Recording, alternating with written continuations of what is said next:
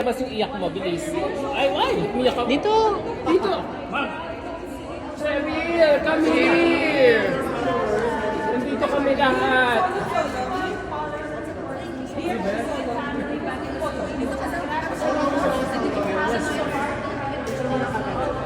O, diba si Cheryl, oh. Confidently beautiful.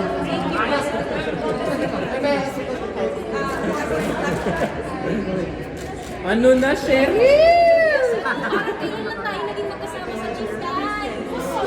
Lapit ka nga dito, lapit ka. Ayan. That's it, perfect. Wag mo na hawakan, ako na maghahawak para sa'yo. Hindi ko baka mangawit ka. Hindi, okay lang, wag mo na ako intindihin. Ikaw ang pagpupuntirahin namin ngayon. O ano na, Cheryl, ah? Congratulations again! Thank you so much po sa inyong lahat, sa mga taong nagmamahal sa akin, mga taong sumusuporta po sa akin. Hindi ko na kayo isa-isahin pa. Lahat kayo, maraming salamat. Grabe, nagbunga ang pagpupursige mo! Of course, kay Papa God na nagbigay sa akin ng support, na nagbigay sa akin ng faith, ng guide, para mas maibigay ko yung best ko sa Binibining Pilipinas. Late ka pa sa lagay na yan, na nag-submit. Yes, late na nga ako. Tapos na yung March 22, pero nagpasa pa rin ng lola nyo. Alam niyo po, ganito nung pumunta ako dyan sa Aurora Tower, ibibigay ko to sa mga bata. Oo. Noong March 22, hindi ako nakahabol sa pagpasahan ng requirements. Sabi sa akin nung dyan sa Aurora Tower, naku ma'am, sayang, late ka na. Ang ganda pa naman ang outfit ng lola mo. Oo. Tapos na lang ako. Pero sabi niya sa akin, balik ka sa Monday. Bumalik ako sa Monday. Mag-Holy Week na. Hindi na ako nagpasa. Alam mo, pinakiusapan ko yung gwardiya doon sa Aurora Tower. Ang sabi ko, okay lang kuya, kahit hindi ako makapasa sa screening ng Binibining Pilipinas, basta importante makapagpasa ako ng requirements ko sa Binibining. Sige na kuya, pabigyan mo na ako. Bakit ka kasi late nag-submit? Nung una kasi, may hinihintay akong makeup artist na mag-aayos sa akin sa buhok. Kaya lang, anong oras na siya nagsabi na hindi siya makakapunta. Ayun, pumunta ako dito, late na, wala na, tapos na. Hindi ka ba marunong gumawa ng sarili mong makeup para hindi ka dependent sa mga Ako na makeup lang, artist? ito ngayon, yung ayos ko ngayon, ako lang ang nag-makeup sa sarili ko, ako lang ang nag-ayos sa buhok ko. Sabi ko nga kay Jude Veran, Mama Jude, ang atake ko una si Luigi Gomez.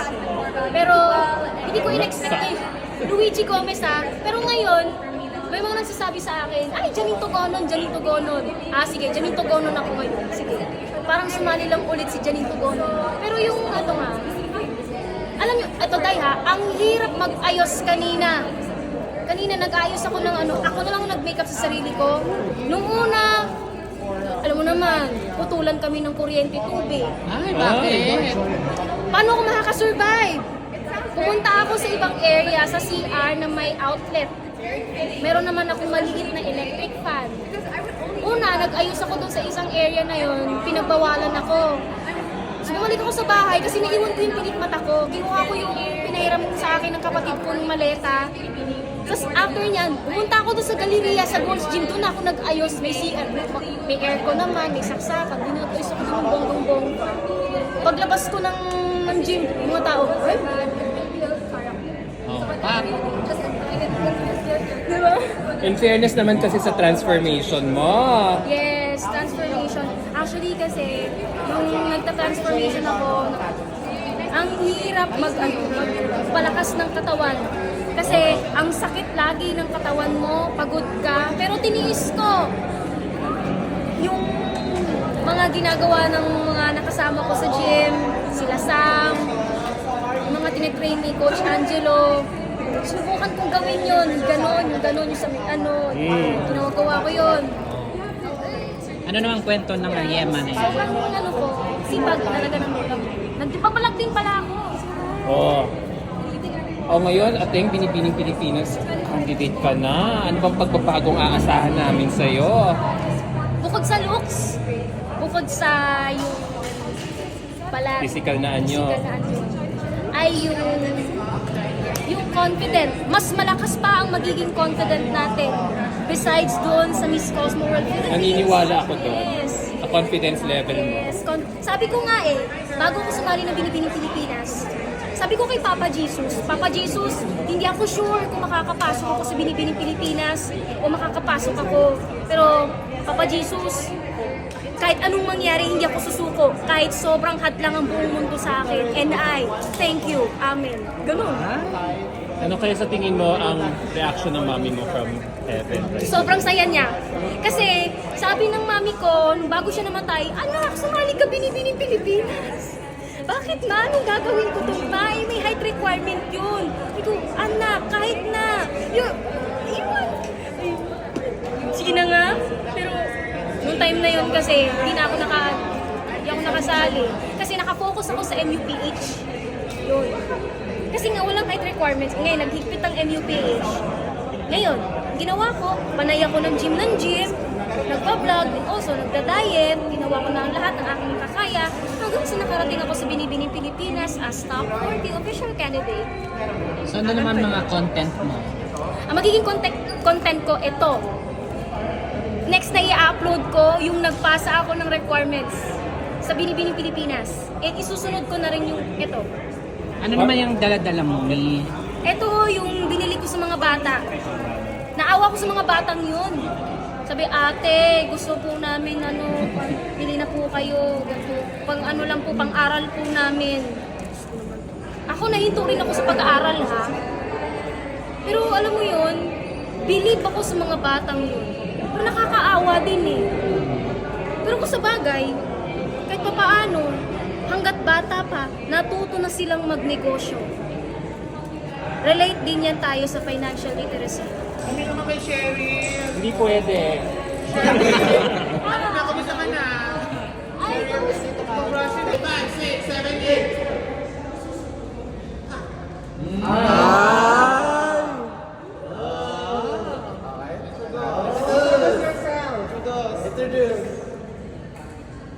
Hi! Mabuhay! I'm Cheryl Batalingo Bellas, 27 years old, and representing City of Mandaluyong! Ano may yun ang tattoo mo? May tattoo ka sa dibdib, right? Ay, hindi. Ay, sorry. Oh my God, sorry. Kakanin yan, kakanin. Cheryl, ano mo? Bilib naman kami sa powers mo. Napayuko mo ang Binibining Pilipinas. Official candidate ka na. Yes, of course. Di ba 60th? Yung mama ko namatay 64. O di 4 na taon lang yung agwat.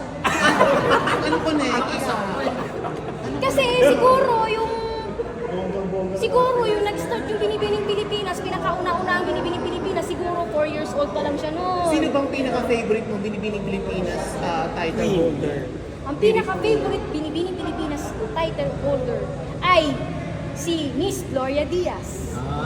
Nag-meet kami ni Miss Gloria Diaz last year, 2022, at hindi ako nagdalawang isip sa kanya na magpa-picture doon sa isang hotel sa Makati, Peninsula. hotel ito? Peninsula Hotel. Ano Mayroon lang akong na-meet na isang lawyer, and then aksidenteng nakita ko Bakit may lawyer? Ha? Ano ang pinaglalaban natin sa lawyer? Kasi akala ko kasi tutulungan niya akong makalapit sa idol ko. Nasi. Kaya lang hindi niya ako matulungan. Pero ang ginawa ko, nagpa-picture na lang ako kay Miss Gloria Diaz. Actually, nung papapicture ako sa kanya, nalobat. Ay, Diyos ko, ma'am. So ngayon ba? Hindi nag-charge ako doon sa may Charge information. Tapos may manong na ano. Ay, Diyos ko, picture. Hi po. So kumusta naman yung ano? Nga ba, independent? O ngayon, malaki na chance makita mo ulit si Miss Gloria Diaz. Pareho na kayo, Binibining Pilipinas. Oh, birthday niya. Birthday mo naman siya. Ay, oo nga pala, happy birthday, Madam Gloria Diaz. Gift ko po sa'yo to. Ano na sis? Yan girl. Ang makuha sa Binibini. So tingin mo proud na proud ba sa'yo si Gloria Diaz? Of course, hindi lang naman sa akin. Sa lahat ng mga ladies na natanggap as official candidate ng Binibining Pilipinas. And of course, sa lahat ng mga sumali, natanggap man o hindi, proud na proud ang mga unang title holder ng Binibining Pilipinas. And of course, yung International Miss Universe, Catriona Gray, the awards back, Ano bang talent ang of course, isi-showcase mo sa talent competition? Piano with sing. Last time kasi nag-Lady Gaga ka. Okay ka lang? Black Panty ka lang. Gagawin mo ba yung leksyon, yung Black Hindi Panty? na. Dadala ka talaga ng piano. Kung makakahiram ako dun sa kapitbahay namin. Kasi ho, ganito yon sa podium, lagi po ako tumutugtog doon. Kapag gusto ko, trip ko, gano'n, tutugtog ako, tapos ganyan, kanta-kanta lang ako. Tapos may bigla ko naman maririnig, eh, pumapalakpak, gano'n. So, thank you po. Sherry, message mo lang sa mga bashers mo na of course, ngitin mo ako ng bashers, bakit nakapasok lahat- ikaw, ganyan, lahat ganyan. naman- lahat So, naman anong ng message tao. mo sa mga, Okay. Kayong mga bashers. Oh my God, Cherry Laris, ako na dyan yung Pasko. Goodbye. Kayong mga bashers. Bulaga. Nabulaga ako kayong lahat. Ako yung taong inaapi nyo. Mini-message nyo ako ng bastos. Ganon. Walang ganunan na stop being so hateful. Alam kong hindi man ako nyo sinusuportahan. Alam kong ayaw nyo sa akin. Okay lang to. Hindi ko po yun ipipilit. Pero sa inyo, mahal na mahal ko po kayong mga bashers. Sabi nga sa Bible, mahalin ang iyong kaaway. Sa tingin mo, bakit ka binigyan ng matagal na airtime ni Sir Leroy?